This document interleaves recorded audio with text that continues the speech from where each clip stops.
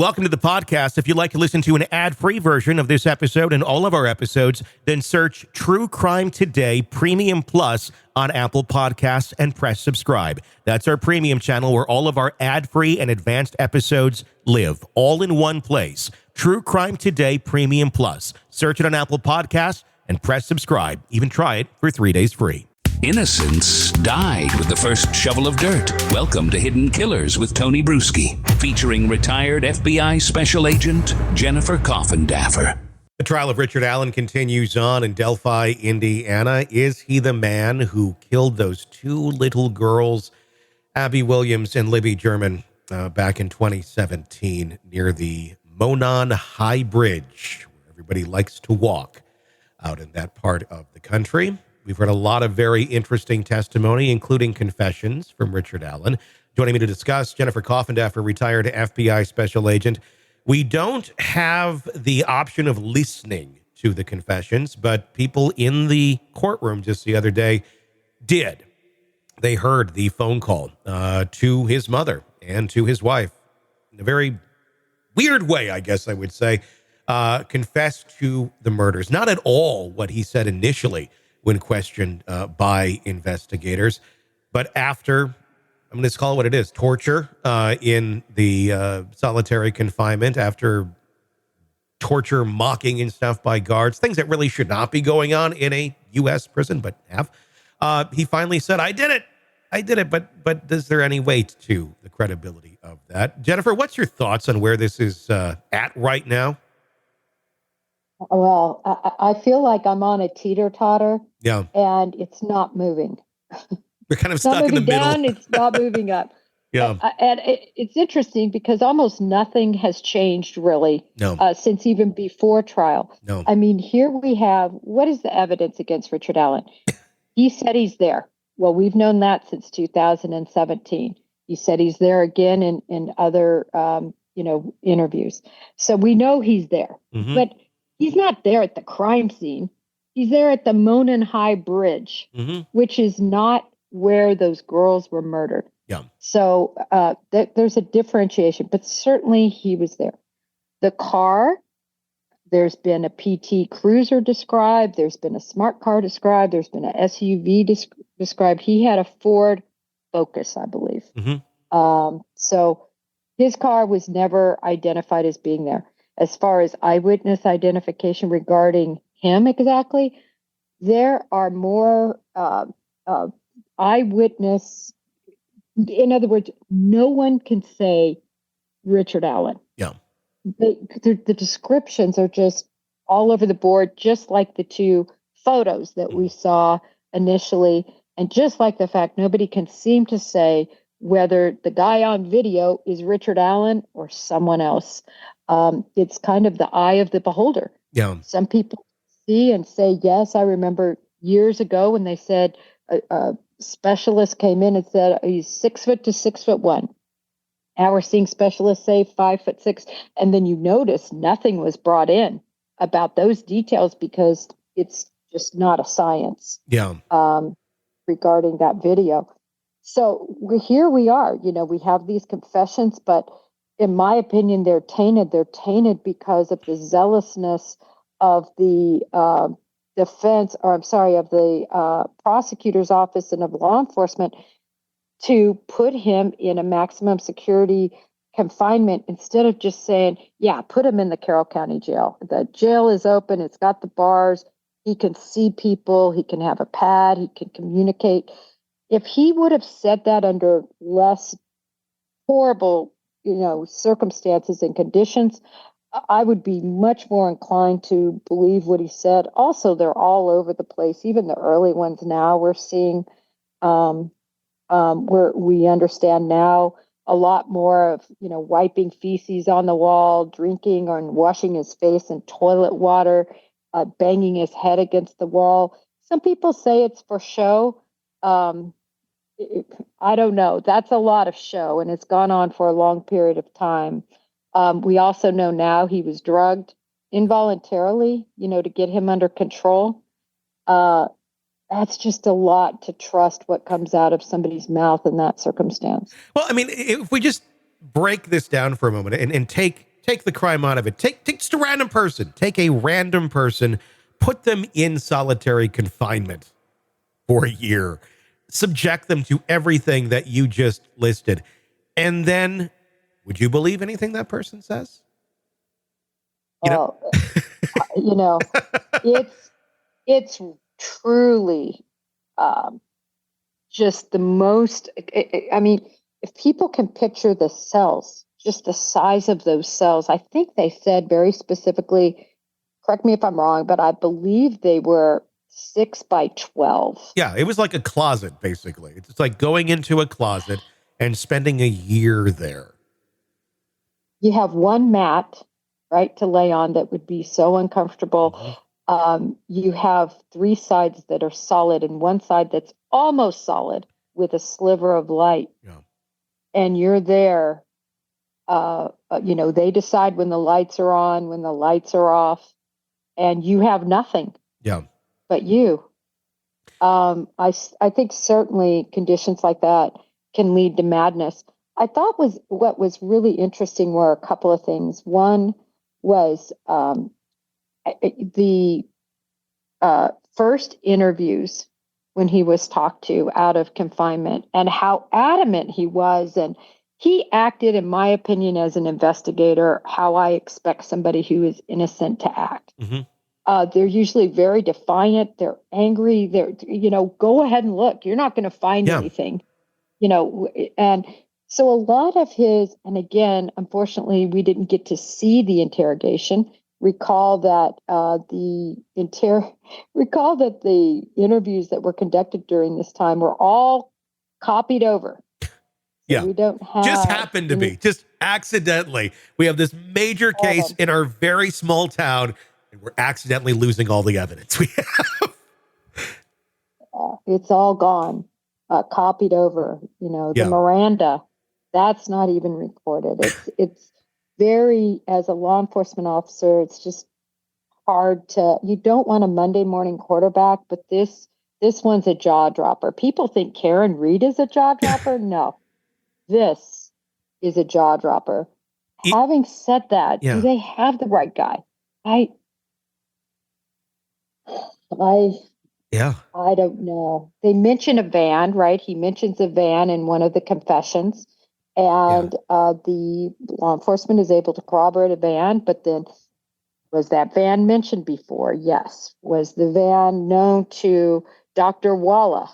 Dr. Walla is a big piece in this, and Dr. Walla has put herself out there as a total embarrassment by being involved in communities on social media and finding out all sorts of clues and interacting with social media sleuths. And then yet she is supposed to be an impartial interviewer and psychologist for Richard Allen.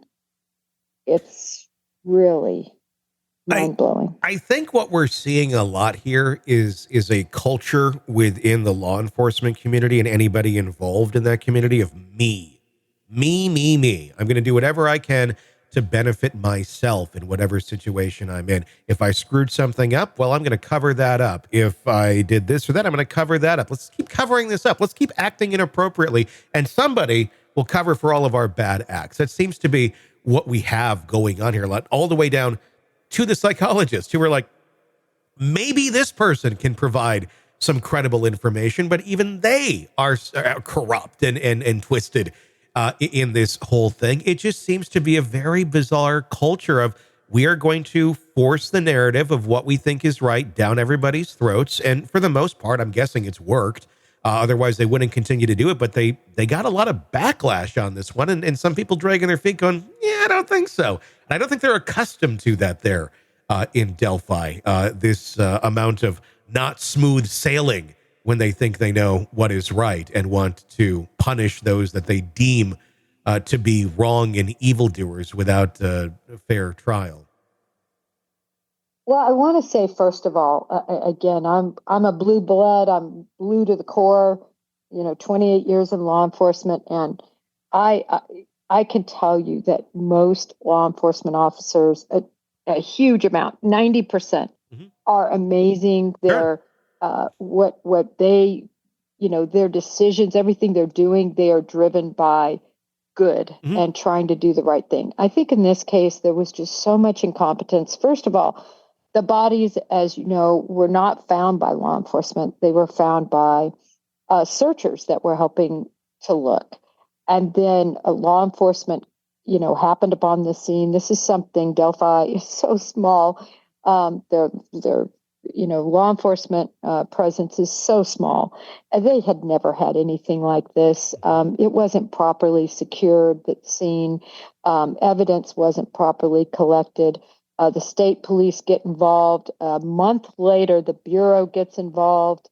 Then they're basically removed, within a couple of years. It's just so poorly handled.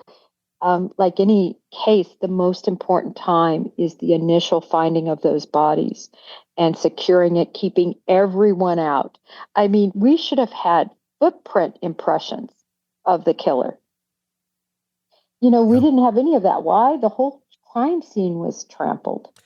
There's pieces of evidence that were found, a belt that was found, a green sash that was found that was supposedly not processed, the quote unquote rune or the hand mark we think now, right, of Libby on the tree. It took forever to process that. The branches that were laid over top of them weren't taken into evidence right at that moment. Photographs weren't taken of that bullet. Where was that bullet really found? There's just so much that was done wrong in that crime scene evaluation early on that I think that's why we're in a mess we are right now, at least for somebody like me looking at it hard. If they're feeding that jury, I don't know. I don't know why I'm shocked, but I am a bit. I was thinking maybe once this thing starts, there's going to be a bit more competency going on here in terms of law enforcement and the investigation. There's just facts we didn't know about, is what I was thinking. More things will come out in court, and it'll make a lot more sense. There's just things that they can't reveal right now. That doesn't appear to be the case. It actually appears to be more incompetency than we actually ever expected. Let's talk about the FBI, who did step in. They wanted to help. They offered their services, and Delphi said, "Nah, we're good." I mean, it reminds me of like kids, and like parent knocks on the door. "Hey, we want to check out what's going on in there." "Everything's fine, Mom. It's good. Go away. And then eventually Mom goes away. And then, somebody tries to cover up whatever they did. Mom eventually figures it out, or Mom's just never allowed back in the room. That's what it feels like with this whole FBI thing. Why would you turn down the resources of the FBI if your goal is to figure out what happened here and get justice for these kids? Resources that you don't have in Delphi, but resources that could potentially take a look at your investigation and go, why did you or did you not do these things? This is like just investigation 101. What's your thoughts? Well, when you look at the FBI, right, they came in March, so about a month later. And the problem was, if you will, for Delphi is the FBI put together a probable cause affidavit, and they very much believe Ron Logan, who was the owner of that property where they were murdered, that he very much was responsible for this. And, the affidavit is pretty compelling, but it was so late into the game when they searched his residence, there wasn't much there to find, as you can imagine, a month later. So it's very interesting that I think ideologically between the Bureau and the locals, they did not have the same belief in terms of investigative, where the investigation should go. And at the end of the day, the Bureau, the FBI, has absolutely no venue in this case, unless there was public corruption. And again, public corruption mimics incompetence. And I really think this was incompetence that turned to embarrassment. And so, it kind of leads to my next question about Ron Logan. I mean, I'm just asking you to speculate here. Is there any connection with Ron Logan to law enforcement, or any reason why anyone would want to protect Ron Logan from exposure to this crime? If in fact, if he was responsible for it in some way, shape, or form? We know he's dead now, obviously, but was there any reason to not to not go into looking at Ron further from the local Delphi official standpoint? I mean, you ask a great question. I have never seen any link between Ron Logan and law enforcement or anybody as to why they wouldn't want to move forward against him. But, it really does beg that question. What local law enforcement said at the time was, well, he was just too old to commit this crime. But Tony, older gentlemen have can have a lot of the same sexual drive. And remember, this really isn't about sex. This is about power. This is about control. This is about a deviant behavior toward children. That's what really this is all about. And my big question is if Richard Allen were this huge deviant, such a deviant that he could do the acts that we now know about, where is all the pornographic evidence and the sadistic evidence on his 20 plus phones that were seized? I understand that the one apparently from 2017 is purportedly missing. A phone isn't missing. Where was the evidence from the carrier? Why didn't they put them on the stand and say, listen, he turned the phone in. This is what happened. Where is all of that? Yeah. I didn't see that. I either missed it or it didn't happen. I have to say, this has been the most frustrating situation because the reporting, there's so many on social media reporting, so much hodgepodge, I call it. Like 1 minute I look and this person's saying this and this person's this and this person's this. And then everybody has their own agenda. Yeah. So I feel like some of the local reporters, I think, are doing a really good job just being more fact-based, but it's hours and hours and hours of testimony. So for us out here in the public, it's just so hard to decipher truth, I think. Yeah, I mean, you're seeing it through everybody's prism and perspective of that case. This is all you get when you don't have cameras or audio or anything in the courtroom.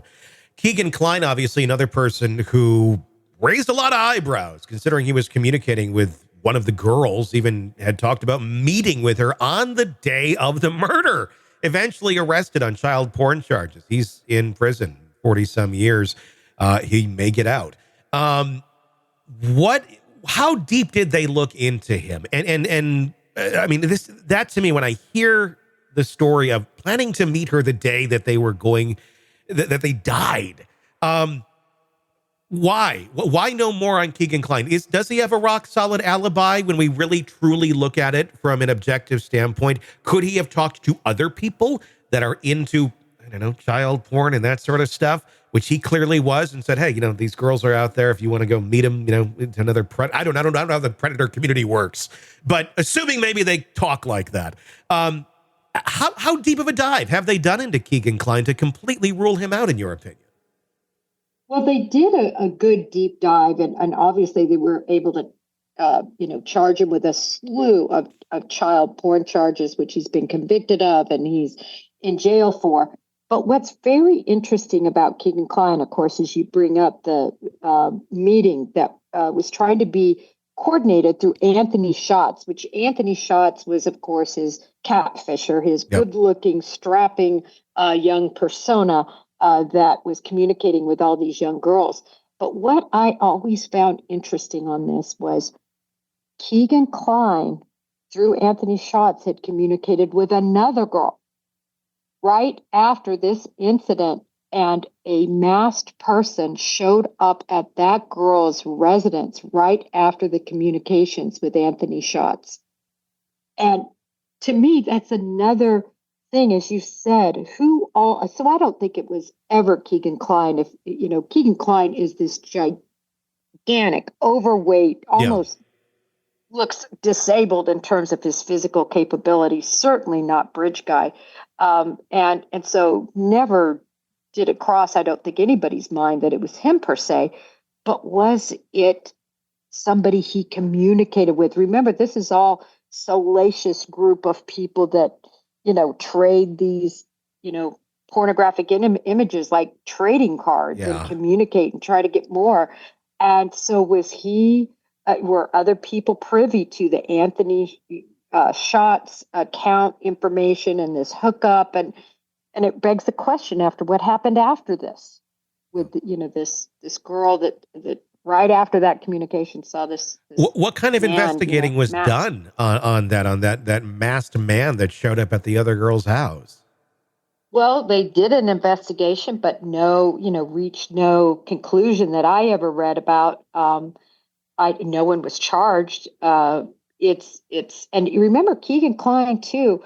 They were so convinced of somehow his involvement, probably through the Anthony Shots account. So whether he was there or not, again, somebody else, they got him out of jail. This is a huge, huge feat. You have to have everyone involved in this on the law enforcement spectrum, on the prosecution spectrum, because you are going, and I've done it before, that's how I know, to convince somebody basically to say you're unincarcerated for a day. And all that entails, if anything happens when they're out, if they escape, if they hurt somebody, anything like that, it's a big deal. So they took him out again to comb the waterway, because Keegan Kline had made up all this information, which they had believed, which ended up being not true. But the bottom line is, I think they did a pretty good job investigating him, but I don't know if they got to the bottom of everything because, again, they didn't utilize FBI forensic digital investigators, to my knowledge, on everything Keegan Kline had. Gosh.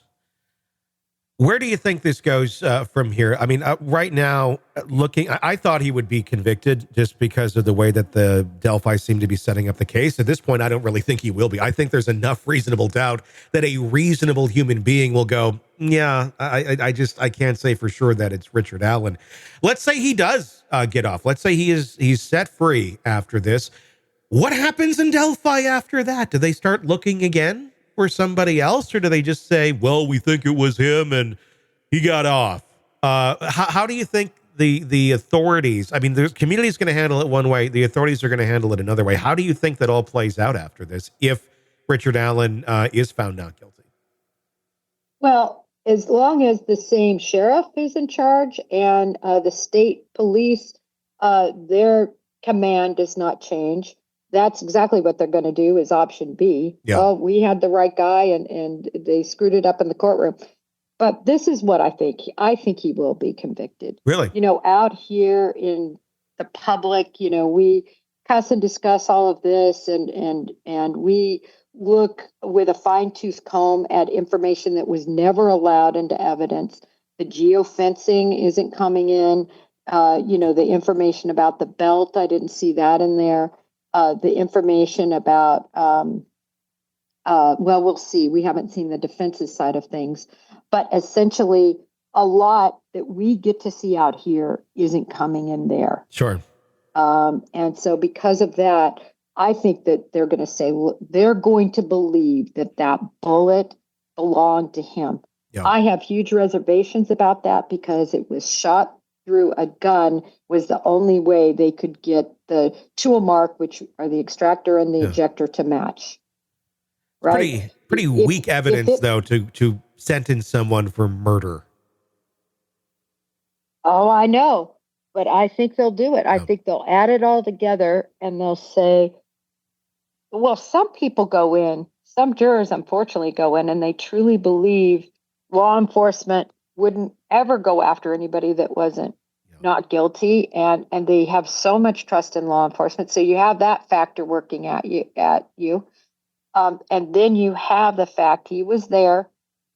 They're going to really drive home that van and make it seem like, I think, that no one knew about the van but him, which isn't accurate. I think that they're going to focus in on the confessions. I think the jurors will think, why in the world, crazy or not, in those conditions or not, because nobody's ever been in those conditions, why would anybody confess to something they didn't do? And I think that's going to be a big factor in this. And then I think they're going to say that bullet was his. There's no reason for that bullet to be down by those bodies, but for him to have been there. And I think they're going to look at him, many jurors, and they're going to say, I think that's him, because of the blue Carhartt jacket, the general appearance, right? Even though he looks like my dad, right? He Yeah. looks like any farmer.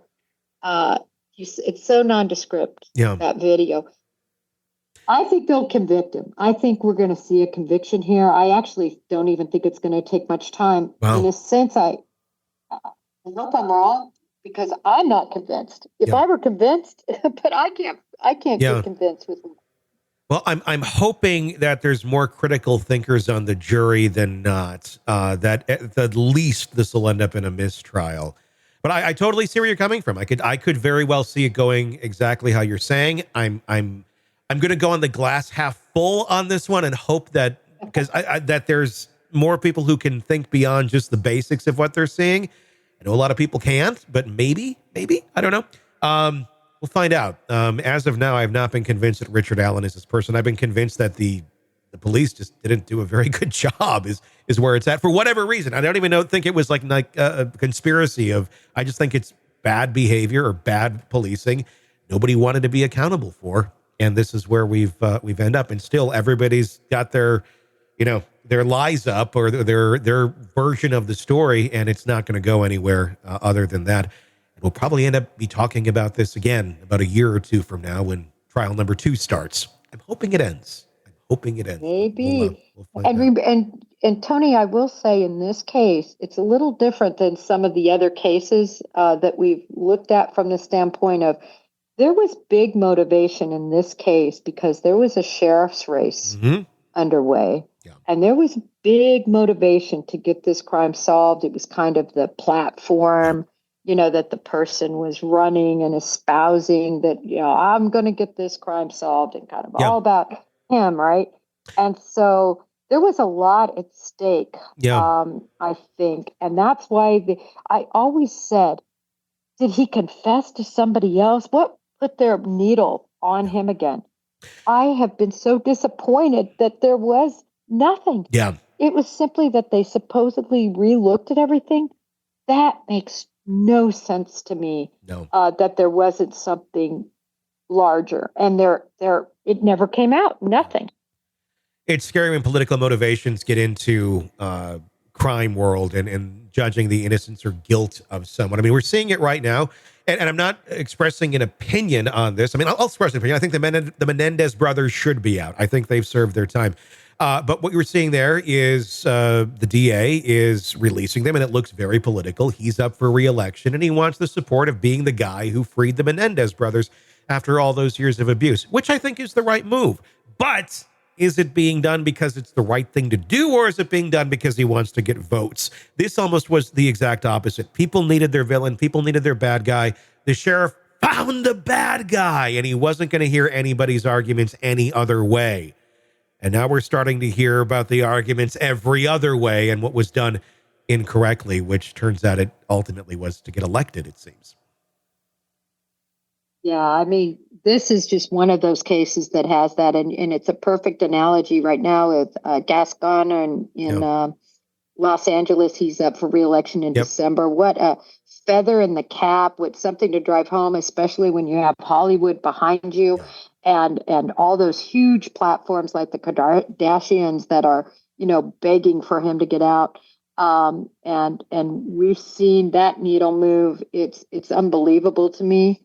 I know you and I have a difference of opinion, but we can always discuss it intelligently, which I like. Yes, exactly. I don't like you any less because you think they should get out, Tony. Exactly. Yeah. I still think you're a good dude. Yeah. But again, if I could be convinced beyond a reasonable doubt that they were sexually abused, we know they were emotionally treated very harshly and verbally. Yeah. There's just too much. Actually, I've been pouring back over in my spare time as I'm driving or whatever, been listening to the trial again, believe it or not. I mean, to the very key witnesses. And I tell you, the big problem is Lyle Menendez, I really think, just orchestrated this whole thing. And I had never known about the book, the book of all his recordings and why he wasn't allowed on the stand the second time. I just didn't remember that. 1990 was a pretty busy time. Sure. 90 through 94 for me. But You know, boy, Yeah. when you hear out of his own mouth him saying, devising this plot basically to use the sexual assault excuse, it's way too much for me to overcome. Sure.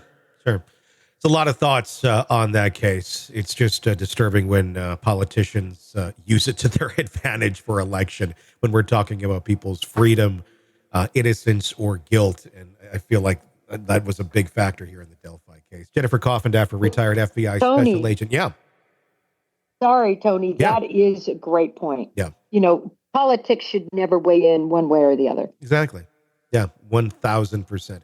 Jennifer Coffindaffer, retired FBI special agent, thank you for joining us to talk in depth about this crazy case. Welcome to the podcast. If you'd like to listen to an ad-free version of this episode and all of our episodes, then search True Crime Today Premium Plus on Apple Podcasts and press subscribe. That's our premium channel where all of our ad-free and advanced episodes live, all in one place. True Crime Today Premium Plus. Search it on Apple Podcasts and press subscribe. Even try it for 3 days free. You're in the thick of a true crime saga, every detail sinking in. And then, wham, a commercial about something you couldn't care less about. It's like being served a microwaved dinner at a 5-star restaurant. But it doesn't have to be this way. Go for True Crime Today Premium Plus on Apple Podcasts. With True Crime Today Premium Plus, you get uninterrupted, ad-free episodes, extended interviews that dig even deeper into the muck, and early access so you can brag to your friends. It's like ordering the secret menu at a crime buffet. So, search for True Crime Today Premium Plus on Apple Podcasts, subscribe, and savor every twisted detail without interruption.